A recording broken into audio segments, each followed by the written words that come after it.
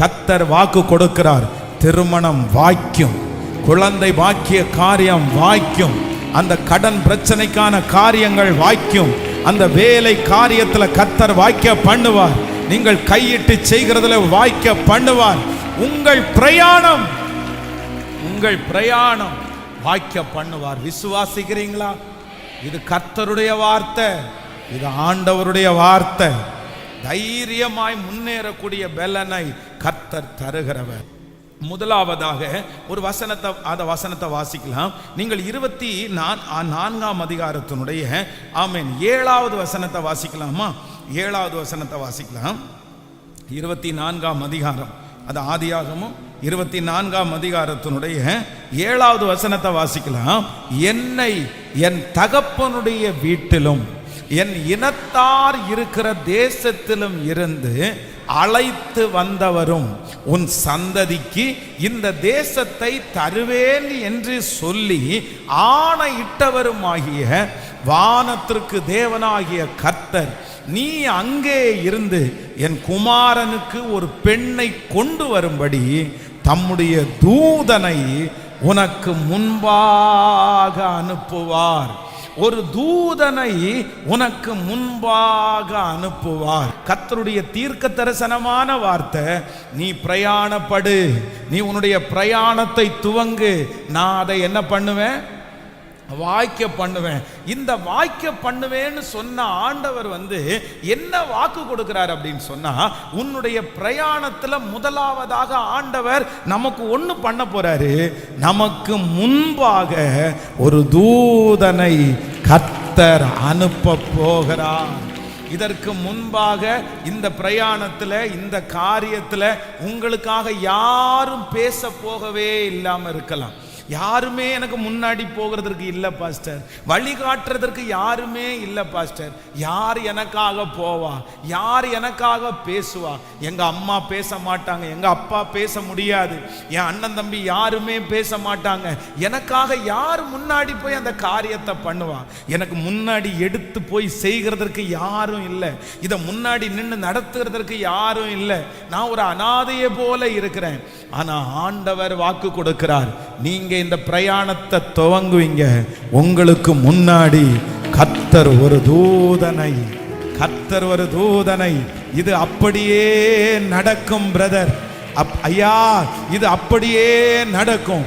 உங்க வேலை ஸ்தலத்திற்கு முன்னாடி கர்த்தர் ஒரு தூதனை அனுப்புவார். அந்த நல்ல காரியத்திற்கு முன்னாடி ஒரு தூதனை கர்த்தர் அனுப்புவார். இனி மனிதர்கள் அல்ல, இனி சொந்தக்காரர்கள் அல்ல, எனக்காக தூதர்கள் கடந்து போகிறார்கள். அறிக்கை செய்யலாமா? எனக்காக தூதர்களை அனுப்புகிற கர்த்தர். ஆமென். அந்த 24வது வசனத்துல இது அதிகாரத்துல நீங்க 40வது வசனத்தை வாசிங்களேன். 7வது வசனத்தை இப்ப வாசிச்சோம். 40வது வசனத்தை வாசிக்கும் போது, ஆமென், அவர் நான் வழிபடும் கர்த்தர், உன்னோடே கூட தம்முடைய தூதனை அனுப்பி உன் பிரயாணத்தை வாய்க்க பண்ணுவார். கவனிங்க, இந்த இடத்துல அந்த லைனை அண்டர்லைன் பண்ணுங்க. கர்த்தர் உன்னோடே தம்முடைய தூதனை அனுப்பி, கர்த்தர் உன்னோடே தூதனை அனுப்பி. ஆமென். கைகளை அசைத்து ஒரு ஹல்லேலூயா. அப்போ 7வது வசனத்துல என்ன தியானிச்சோம்?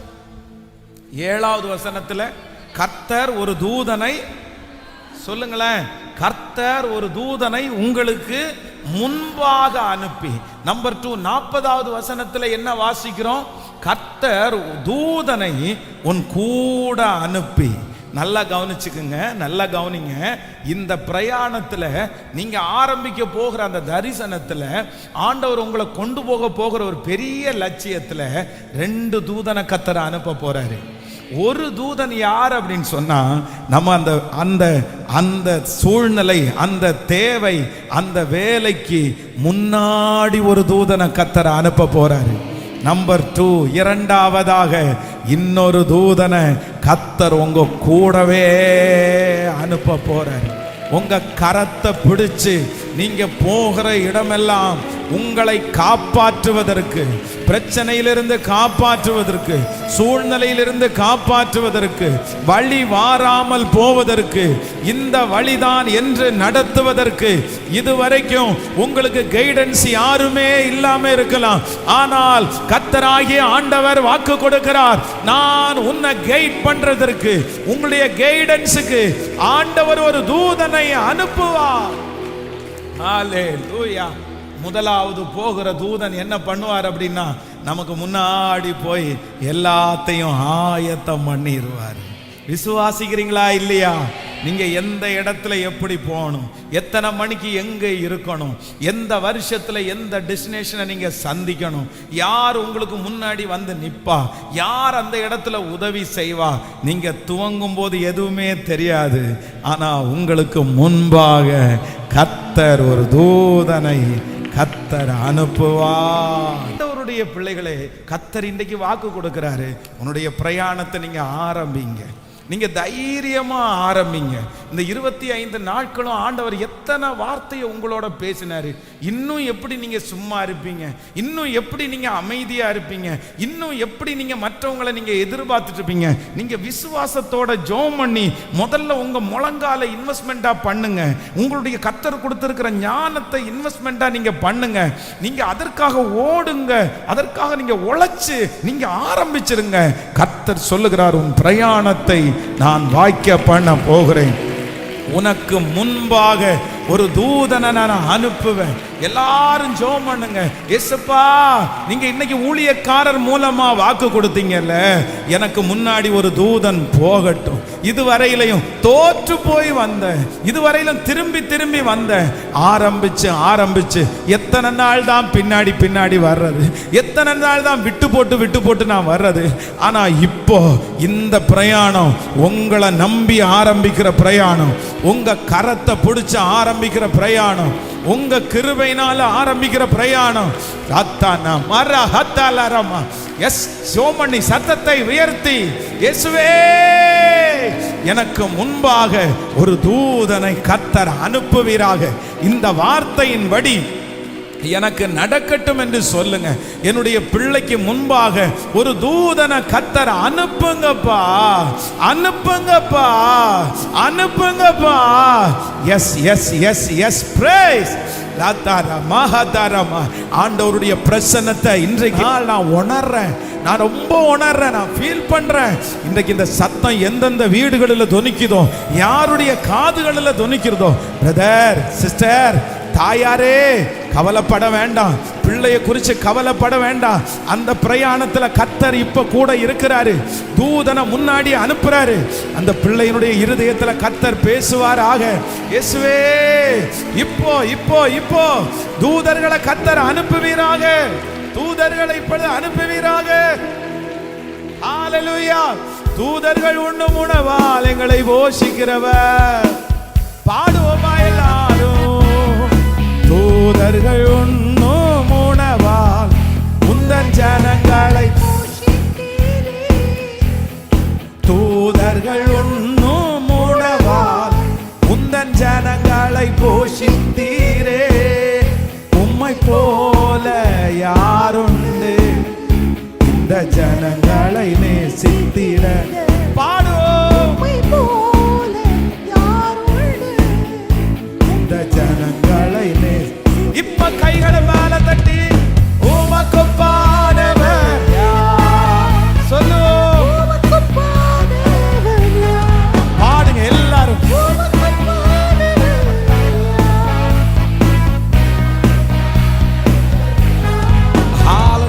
வானத்திலும் பூமியிலும் உமக்கு பாடவர் யார்? இந்த வானத்திலும் பூமியிலும் உமக்கு பாடவர் யார்? ஹல்லேலூயா. ஆமென். ஒன்னு கர்த்தர் 7வது வசனத்துல ஆண்டவர் சொல்றார், தூதனை உனக்கு முன்னாடி. 40வது வசனத்துல ஆண்டவர் வாக்கு கொடுக்கிறாரு, தூதனை உன் கூட. ஆமென். நம்பர் 1, ஃபர்ஸ்ட் எனக்கு முன்னாடி போகிற தூதன் என்ன எதுக்கு அனுப்பப்படுறாரு அப்படின்னா, நான் போறதுக்குள்ளேயே சொல்லுங்க, நான் போறதுக்குள்ளே அங்க எல்லாத்தையும் ஆயத்தப்படுத்துறதற்கு கர்த்தர் ஃபர்ஸ்ட் தூதனை அனுப்பிட்டாரு. அதான் கர்த்தர் நமக்கு ஆயத்தம் பண்ணி இருக்கிறவைகளை நம்முடைய கண்கள் காணவில்லை, நம்முடைய காதுகள் கேட்கவில்லை. இது நடக்கும், இது நடக்கும். இது நீங்க கர்த்தருடைய வருகை தாமதிக்கும்னா ஒரு 10 இயர்ஸ்ல 10 வருஷத்துல உங்க வாழ்க்கை வித்தியாசமா மாறிடும், வித்தியாசமா மாறிடும். ஆண்டவர் உங்க கூட உங்களுக்கு முன்னாடி போய் ஒரு தூதனை கர்த்தரை அனுப்பி, ஆமென், ஹல்லேலூயா. இரண்டாவதாக ஒரு தூதன் எதுக்காமா? என் கூட எதுக்கு வரார் அப்படின்னு சொன்னா, நான் வழி மாறி போயிடக்கூடாது பாருங்க, நான் தப்பான வழியை நினைச்சிடக்கூடாது பாருங்க, நான் சோர்ந்து போயிடக்கூடாது பாருங்க. அதனால கர்த்தர் 2 தூதர்களை எனக்கு கர்த்தர் கட்டளையிட போறார். எனக்கு 2 தூதன் வேணும், எனக்கு 2 தூதன் வேணும். ஒன்று எனக்கு முன்னாடி போறதுக்கு ஒரு தூதன், இன்னொன்று என் கூடவே பிரயாணம் பண்ணுகிறது. இது நடக்கும், இது நடக்கும். நீங்க இந்த வார்த்தையை சும்மா நீங்க எடுத்துடக்கூடாது. வேதம் சொல்லுது, நீங்க எதை கேட்டுக்கொள்ளுவீர்களோ அதை பரலோகம் உங்களுக்கு சாங்ஷன் பண்ணும். ஹல்லேலூயா, ஆமென். ஜெபித்து கொண்டு இருக்கும் போதே தேவனிடத்திலிருந்து பதில் புறப்பட்டு வந்தது, பதில் புறப்பட்டு வந்தது. உங்களுக்கான 2 தூதர்களை இனி உங்களுடைய பிரயாணத்திலே நீங்கள் காண்பீர்கள். 2 தூதனை காண்பீர்கள். உங்களுக்காக ஆயத்தம் பண்ணி இருக்கிற தூதனையும் காண்பீர்கள், உங்களோடு பிரயாணம் பண்ணுகிற தூதனையும் காண்பீர்கள். இந்த கடினமான இந்த பிரயாணத்தை பார்த்து சோர்ந்து போகவே வேண்டாம். இந்த பிரயாணத்தில் உங்களுக்கு முன்னாடி ஒரு தூதன் இருக்கிறார், இந்த பிரயாணத்தில் உங்க கூடவே ஒரு தூதன் இருக்கிறார். இந்த பிரயாணத்தில் நீங்க இவ்வளவு தூரம் நடந்து வந்ததற்கு காரணம் என்ன அப்படின்னா, சாதாரணமான மனுஷ பலத்தினால உங்களுக்கு வர முடியாது. ஆனா உங்க கூட கர்த்தர் ஒரு தூதனை வச்சிருக்கிறதுனால தான் உங்களுக்கு ஒரு பலன் வருகிறது. கெர்சமனே தோட்டத்திலே ஆண்டவராகிய இயேசு கிறிஸ்துவை ஒரு தூதன் தட்டி கொடுத்து பலப்படுத்தினது போல உங்கள் வழிகளிலே கர்த்தர் உங்களுக்கு ஒரு தூதனை வைத்து உங்களை தட்டி கொடுத்து இவ்வளவு தூரம் கர்த்தர் கொண்டு வந்திருக்கிறார். இத்தனை தூரம் நீங்கள் அல்ல, உங்க குடும்பம் அல்ல, உங்க அம்மா அப்பா அல்ல, கர்த்தர் உங்களுக்காக நியமித்த தூதன் தான். தூதனோடு தான் இவ்வளவு தூரம் வந்திருக்கிறீர்கள். ஹல்லேலூயா. அவர் உங்களை விட்டு விலகவும் மாட்டார், அவர் உங்களை கைவிடவும் மாட்டார். ஆமென் சொல்லுங்க. ஸோ நம்பர் 2, இரண்டாவதாக இந்த காரியத்தில் நீங்க வாசிக்கும் போது நீங்க 24ஆம் அதிகாரத்தினுடைய 56வது வசனத்திலிருந்து வாசிக்க போறோம். 56லேருந்து 58 வரைக்கும் வாசிக்கலாமா? 24ஆம் அதிகாரத்தினுடைய 56லிருந்து வாசிக்கலாமா? அதற்கு அவன், கர்த்தர் என் பிரயாணத்தை வாய்க்க பண்ணி இருக்க நீங்கள் எனக்கு தடை செய்யாதிருங்கள், நான் என் எஜமானிடத்திற்கு போக என்னை அனுப்பிவிட வேண்டும் என்றான். ஆமென். அப்பொழுது அவர்கள் பெண்ணை அழைத்து அவள் வாய்ப்பிறப்பை கேட்போம் என்று சொல்லி ரெபேக்காளை அழைத்து, நீ இந்த மனிதரோடே கூட போகிறாயா என்று கேட்டார். அவள் போகிறேன் என்றாள். நீங்க அப்படியே 54வது வசனத்துக்கு வாங்களேன். 54வது வசனம், பின்னும் அவனும் அவனோடு இருந்த மனிதரும் புசித்து குடித்து ராத்தங்கினார்கள். காலையிலே எழுந்திருந்து அவன், என் எஜமானிடத்திற்கு என்னை அனுப்பிவிடுங்கள் என்றார். அப்பொழுது அவன் சகோதரனும் அவள் தாயும் 10 நாளாகிலும் பெண் எங்களோடு இருக்கட்டும், பிற்பாடு போகலாம் என்றார்கள். கவனிங்க ஆண்டவருடைய பிள்ளைகளே, இங்க என்ன நடக்குது அப்படின்னு சொன்னா, ஆண்டவர் பிரயாணத்தை என்ன பண்றாருன்னா வாய்க்க பண்ணிட்டார். எப்படி வாய்க்க பண்ணிட்டாருன்னா, ஒன்று, கர்த்தர் தூதனை அனுப்பி காரியத்தை ஒழுங்கு பண்ணினார். இரண்டாவது, தூதனை அவர்கள் கூடையே அனுப்பி சரியான இடத்திற்கு நேராய் ஆண்டவர் வழி நடத்தினார். இப்போ பொண்ணை பார்த்தாச்சு, பொண்ணை ஓகே ஆயிருச்சு, எல்லாம் பேசி முடிச்சாச்சு, சாப்பிட்டாச்சு, அன்னைக்கு ராத் தங்கியாச்சு. இப்ப காலையில எழுந்து ஆபிரகாமுடைய வேலைக்காரன் என்ன சொல்றாரு அப்படின்னு சொன்னா, சரி நாங்க இப்ப கிளம்பிடட்டுமா, நாங்க பொண்ணை போட்டுட்டு கிளம்பிடட்டுமா அப்படின்னு சொல்லும் போது அங்க ஒரு பெரிய நெகட்டிவ் ஒண்ணு வந்திருக்குது. என்ன வருது அப்படின்னா, ஒரு தடை அங்க வருது. அப்படின்னா என்ன, இவங்க வந்து ஆபிரகாம் என்ன சொல்லி இருக்கிறாருன்னா, நீங்க வந்து போயிட்டு பொண்ணு பார்த்துட்டு வர்ற கிடையாது, நீங்க என்ன பண்ணணும்னா பொண்ணை கூட நீங்க என்ன பண்ணுங்க, நீங்க கூட்டிட்டு வாங்க, ஆண்டவர் உங்களுடைய பிரயாணத்தை வாய்க்க பண்ணுவார், நீங்க கூட்டிட்டு வாங்கன்னு சொல்லிட்டாரு.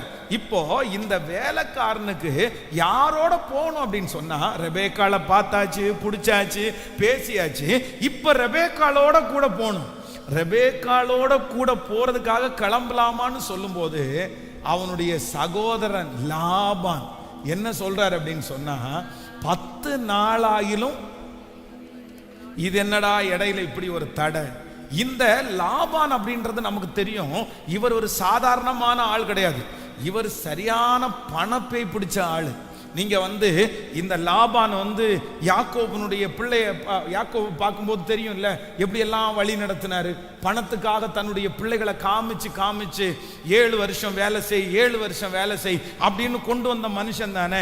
இவருக்கு என்ன பிரச்சனை அப்படின்னு சொன்னா, ஃபர்ஸ்ட் வந்த உடனே இந்த வேலைக்காரன், இந்த ஊழியக்காரனை பார்த்த உடனே அவங்க வந்து தண்ணி கொடுத்த உடனே இவர் என்ன பண்றாருன்னா, அந்த அம்மாவுக்கு வந்து நிறைய நகையை கொடுக்குறாரு. உடனே நான் என்ன நினைக்கிறேன் அப்படின்னு சொன்னா, இவருக்கு உடனே என்ன பண்ணிச்சுன்னா ஒரு ஆசை வந்திருக்கும், ஏப்பா ஒரு நாள் பார்த்ததுலேயே இவ்வளோ நகை கொடுத்தாரு, 10 நாள் தங்குனா இன்னும் கொஞ்சம் கொடுப்பாரு அப்படின்னு சொல்லி இவர்களுடைய பிரயாணத்தை தடுத்து நிறுத்துறதுக்கு பார்க்குறாங்க. இல்லை 10 நாள் டிலே பண்ணுங்க, 10 நாள் லேட் ஆகட்டும், ஒரு 10 days தாண்டி போகலாம். இவ்வளவு நாள் அந்த பொண்ணு அவங்களோட இருந்தது பத்தாதாமா, இத்தனை நாள் கூட தான் இருந்தாச்சு, இவ்வளவு நாள் கூட வச்சாச்சு, இன்னும் 1 வருஷம் தாண்டி பார்த்தா போய் கூட்டு வந்தா இல்ல பார்க்கலாம், என்ன வேணாலும் பண்ணலாம். ஆனா 10 நாள் அந்த தாமதம் பண்ணுகிற அந்த நேரத்துல வேதம் சொல்லுகிறது, ஆண்டவர் ரொம்ப அழகா அவங்களை வழி நடத்தி அந்த தடையை முற்றிலுமாய் ஆண்டவர் எடுத்து போட்டார். அந்த தடை அங்கிருந்து விலகி போனது.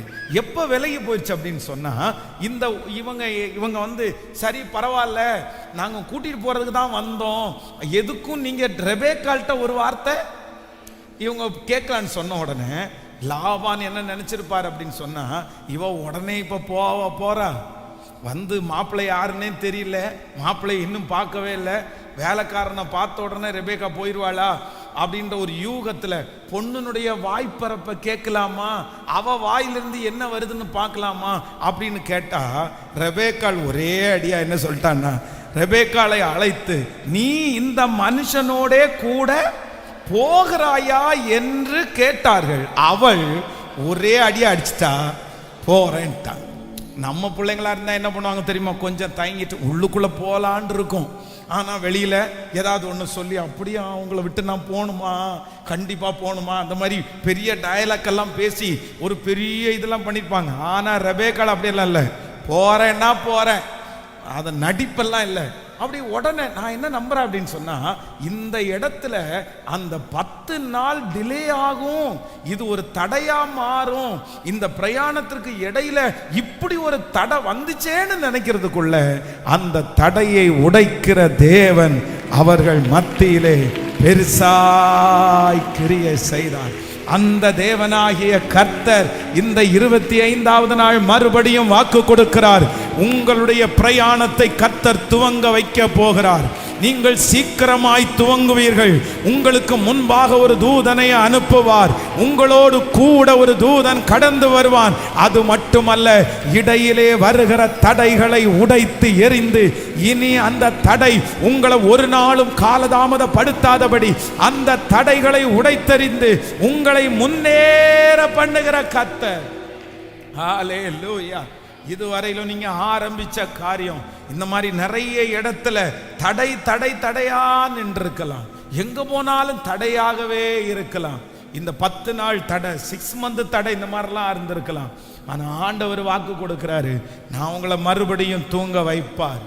ஆண்டவர் இந்த பிரயாணத்தை துவங்க வைப்பார். இந்த பிரயாணத்திற்கு இடையில வருகிற தடைகளை பார்த்து கலங்க வேண்டாம்.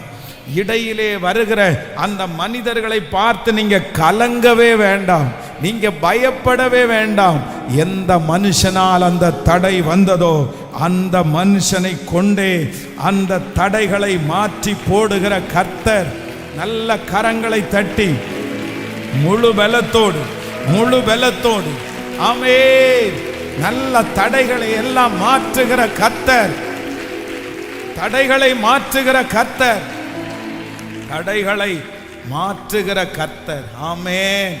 அந்த பெண்ணினுடைய வாய் மொழி தடைகளை மாற்றினது. ஜெபம் பண்ணுவோமா? கர்த்தரிடத்துல சொல்ல போறோம், என் தடைகளை உடைக்கிறவர் எனக்கு முன்னே. என்னுடைய பிரயாணம் அவருடைய கரத்தினால் வாய்க்கும். என்னுடைய பிரயாணம் அவரினால் வாய்க்கும். என் தரிசனம் அவரினால் வாய்க்கும். என் வேலை அவரினால் வாய்க்கும். என் தொழில் அவரினால் வாய்க்கும். என் குடும்பம் அவரினால் வாய்க்கும். இடையிலே வருகிற தடைகள் இப்பொழுது உடைகிறது. சொல்லுங்க எல்லாரும் அறிக்கை செய்து அதை டிக்ளேர் பண்ணி ஜெபம் பண்ணுங்க. இது வசனத்தின்படி அப்படியே நடக்க போகிறது. வசனத்தின்படி அப்படியே நடக்க போகிறது. அந்த லாபான் தடுத்து நிறுத்த முடியாது. பண ஆசை பிடித்த அந்த லாபான் தடுத்து நிறுத்த முடியாது. கர்த்தராகிய ஆண்டவர், எனக்கு யுத்தம் பண்ணுகிற ஆண்டவர், எனக்கு உதவி செய்கிற ஆண்டவர், எனக்கு முன்னே தூதனை அனுப்புகிற ஆண்டவர். தடைகள் விலகும். இந்த இடைக்கால தடைகள் மாறும். இடையில வந்த தடைகளை கர்த்தர் மாற்றுகிறவர். ஆமென். இந்த தடை என்னை ஒன்றும் செய்யாது. இந்த காரியத்தை துவங்க பண்ணினவர் அவர். இந்த காரியத்தை இவ்வளவு தூரம் கொண்டு வந்தவர் அவர்.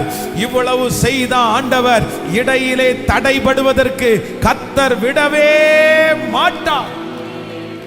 அல்லேலூயா. ஆண்டவர் தானே உங்களை இவ்வளவு தூரம் கொண்டு வந்தாரு. ஆண்டவர் தானே இந்த காரியத்தை துவங்க பண்ணாரு. ஆண்டவர் தானே இவ்வளவு டிராவல் பண்ணி இத்தனை சூழ்நிலையின் மத்தியில நின்னீங்க. அப்புறம் எப்படி கர்த்தர் இடையில இந்த தடையை பார்த்து கர்த்தர் நிறுத்துவாரு? தடைகளை பார்த்து சோர்ந்தே போகாதீங்க. இஸ்ரவேல் ஜனங்களுக்கு முன்பாக இருந்த செங்கடல் என்கிற தடையை ஆண்டவர் உடைக்க முடியுமானால், யோர்தான் என்கிற தடையை கர்த்தர் முறிக்க முடியுமானால், எரிகோ என்கிற தடையை கர்த்தர் முறிக்க முடியுமானால், இப்பொழுது அந்த திருமணத்திற்கு விரோதமாக இருக்கிற தடைகள் உடைவதாக இயேசுவின் நாமத்தினால. சொல்லுங்க அறிக்கை செய்யுங்க. இயேசுவே ஆமென். Thank you Jesus. செங்கடல் என்கிற தடையை உடைத்த கர்த்தர், யோர்தான் என்கிற தடையை உடைத்த கர்த்தர். ஹalleluya, ஹalleluya, ஸ்தோத்திரம். இந்த தடையை உடைக்கிறதற்கு வல்லவராயிருக்கிறீர்.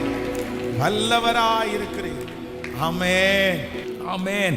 அடுத்த ஒரு வசனத்தை கூட வாசிக்கலாம். எல்லாரும் எடுத்துக்கொள்ளலாமா? 24ஆம் அதிகாரத்தினுடைய ஆமென் 24ஆம் அதிகாரத்தினுடைய 15வது வசனத்தை வாசிக்கலாமா? 15வது வசனத்தை வாசிக்கலாம். ஆமென்.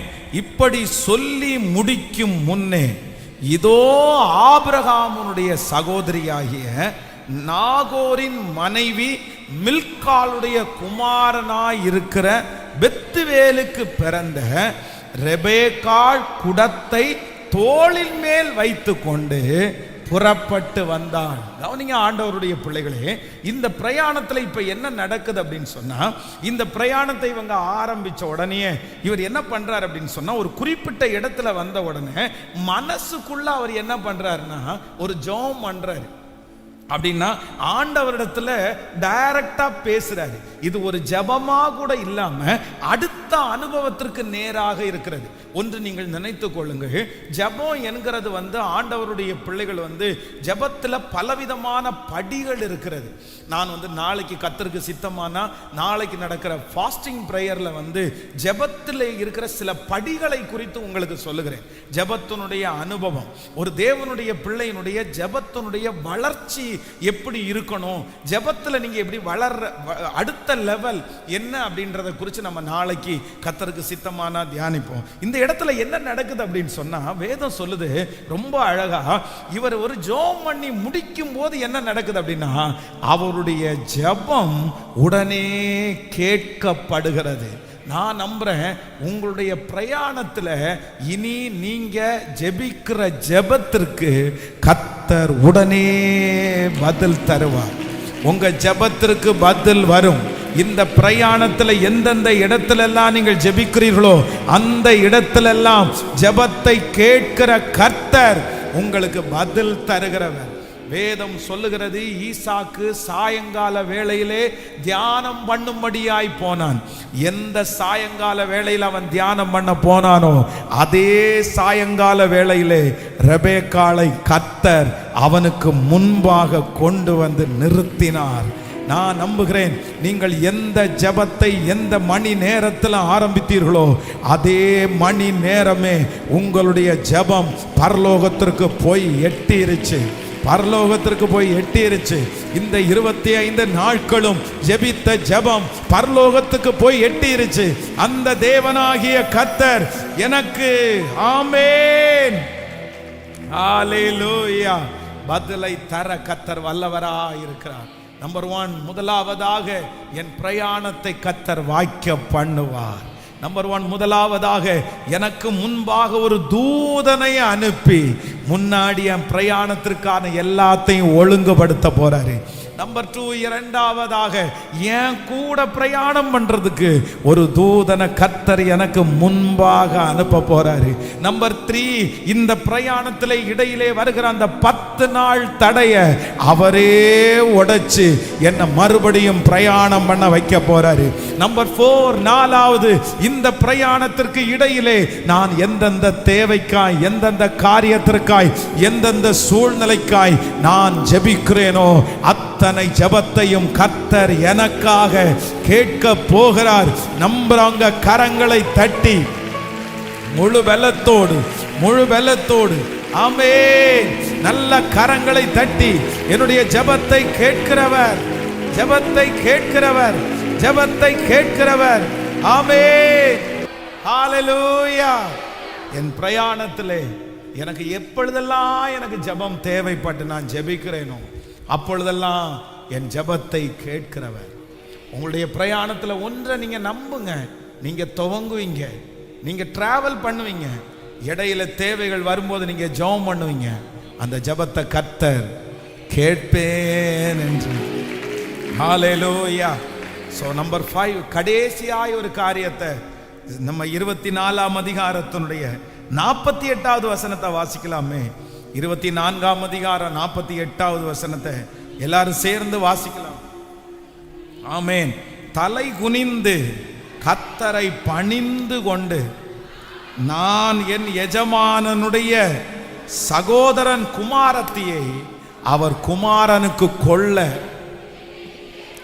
என்னை நேர்வழியாய் நடத்தி வந்த என் எஜமானனாகிய ஆபிரகாமின் தேவனாய் இருக்கிற கர்த்தரை ஸ்தோத்தரித்தே. கைய மேல உயர்த்தி இன்னொரு விசை கொடலாம். தலை குனிந்து கர்த்தரை பணிந்து கொண்டு நான் என் எஜமானுடைய சகோதரனின் குமாரத்தியை அவர் குமாரனுக்கு கொள்ள என்னை நேர்வழியாய் நடத்தி வந்த என் எஜமானனாய் இருக்கிற ஆபிரகாம் தேவனாய் இருக்கிற கர்த்தரை ஸ்தோத்தரித்தேன். ஹல்லேலூயா. உங்க பிரயாணத்துல நம்பர் 5 நீங்க எடுக்க போகிற அந்த தீர்மானத்துல உங்க விஷன்ல உங்க தரிசனத்துல இனி ஒண்ணு நடக்க போகுது. கர்த்தர் நம்மளை என்ன பண்ண போறாருன்னா நேர்வழியாய் நடத்த போறார். ரொம்ப ஜாக்கிரதையா இருக்கணும். இந்த காரியத்திற்காக ஸ்பெஷலா ஜெபிக்கணும். ஒரு ராங் பர்சன், ஒரு தவறான ஒரு ஆலோசனை சில நேரத்துல நம்ம எடுத்த அத்தனை முயற்சிகளையும் விளக்க பண்ணும். இன்னைக்கு நிறைய பேர் அவங்க பிரயாணத்துல தோற்று போய் இருக்கிறதுக்கு காரணம் என்ன தெரியுமா? சில ராங் பர்சன் வந்து அவங்க பிரயாணத்திற்கு இடையில வந்தது தான் காரணம். சில ராங் மனுஷங்களுடைய ஆலோசனையை அவங்க கேட்டது தான் நிறைய பேருடைய தோல்விக்கு காரணம். ஆனா இன்றைக்கு நீங்க ஜெபிங்க, என்னுடைய பிரயாணத்துல என்னை எப்படி நடத்துங்கன்னா நேர்வழியாய் நடத்துங்க. என்னை எப்படி நடத்துங்க? நேர்வழியாய் நடத்துங்க. ஆண்டவரே, எனக்கு நீங்க ஆலோசனை கொடுங்க. ராங் பர்சன்ஸ் யாரும் என்னுடைய தரிசனத்துக்கு இடையில வரக்கூடாது, என்னுடைய லட்சியத்திற்கு இடையில வரக்கூடாது, என் குடும்ப வாழ்க்கைக்குள்ள வரக்கூடாது, என்னுடைய தொழில்ல வரக்கூடாது, என்னுடைய வேலையில வரக்கூடாது. நீங்க ரொம்ப ஜாக்கிரதையா இருக்கணும். சில நேரத்தில் சிலர் வந்து அப்படியே டக்குன்னு ஒரு வார்த்தையை சொல்லி நம்முடைய தரிசனத்தையே குழப்பிடுவாங்க. உங்களுடைய விஷனே ஒன்றும் இல்லாமல் போயிடும். நீங்க அவ்வளவு தூரம் பிரயாணப்பட்ட அந்த காரியத்தை, அந்த பிஸ்னஸை, அந்த வேலையை எடுத்துக்கொண்டு வருவீங்க பாருங்க. சில ஆலோசனை, சில மனிதனுடைய ராங் தவறான நடத்துதல் உங்களை அப்படியே சரியா பண்ணும். அதனால இன்னைக்கு ஜெபம் பண்ணணும், இந்த ஆசீர்வாதத்தை எனக்கு நீங்க தரணும். இங்கே ஆபிரகாமுடைய வேலைக்காரன் ஜெபம் பண்ணும்போது சொல்றாரு, என்னை நேர்வழியாய் நடத்தி வந்த ஆபிரகாமின் தேவனுக்கு ஸ்தோத்திரம். இந்த 5வது ஆசீர்வாதம் உங்க தலை மேல இருக்கட்டும். இனி கர்த்தர் உங்களை நேர் வழியாய் நடத்த போகிறார். நேர் வழியாய் நடத்த போகிறார். உங்க பிள்ளையினுடைய காரியத்துல கர்த்தர் உங்களை நேர் வழியாய் நடத்துவார். உங்க மகனுடைய காரியத்துல ஆண்டவர் உங்களை நேர் வழியாய் நடத்துவார். நீங்கள் துவங்கி இருக்கிற இந்த காரியத்துல ஆமென், ஹalleluya, ராங் பர்சன் யாரையும் கர்த்தர் உள்ளே விடாம கர்த்தர் கிருபையாய் பாதுகாப்பாராக. ஆமென் சொல்லுங்க பார்க்கலாம். இனி எந்த காரணமும் சொல்லக்கூடாது, இனி எந்த சாக்கு போக்கும் சொல்லக்கூடாது. எத்தையுமே சொல்லாம உங்க விஷன்ல காலடி எடுத்து வைங்க. ஆண்டவரிடத்துல இன்னையிலிருந்து ஜெபம் பண்ண ஆரம்பிங்க. என்ன கொண்டு நீ என்ன சித்தம் வச்சிருக்கிறீங்க, நான் எந்த பிரயாணத்தை ஆரம்பிக்கணும்னு கேளுங்க. உங்க உங்க பிள்ளைக்காக திருமணம் பார்க்குற அந்த பிரயாணத்தை ஆரம்பிங்க. கர்த்தர் உங்களுக்கு ஒரு வீடு தருவேன்னு சொன்னார்ல, அந்த பிரயாணத்தை ஸ்டார்ட் பண்ணுங்க. கடன் வாங்குங்கன்னு சொல்லல, கை கட்டி நிக்குங்கன்னு சொல்லல, நீங்க பிரயாணத்தை துவங்குங்க. கர்த்தர் உங்களோடு கூட இருக்கிறாரு. நீங்க ஆரம்பிங்க, ஆண்டவர் உங்களோடு கூட இருக்கிறாரு. அந்த தொழிலை ஆரம்பிக்கணும்னு நினைக்கிறீங்களா, அந்த பிரயாணத்தை இப்பவே ஸ்டார்ட் பண்ண ஆரம்பிங்க. அமைதியா இருக்காதீங்க, சும்மா கிடக்காதீங்க. கர்த்தர் வாக்கு கொடுக்கிறார், நான் உன் பிரயாணத்தை வாய்க்க பண்ண போகிறேன். ஹalleluya.